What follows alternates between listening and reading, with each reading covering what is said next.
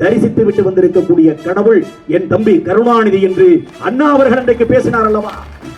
அப்படிப்பட்ட வரலாற்றை உள்ளடக்கி மொழிக்காக சிறையிலே வாடி வதங்கி இந்த மொழியை காப்பாற்றிய தலைவனுக்கு பின்னாலே இன்றைக்கு அவர் வழியில் ஆட்சி நடத்துகிற கழக தலைவர் தான் இன்றைக்கு இந்த கூட்டத்தை அறிவித்திருக்கிறார்.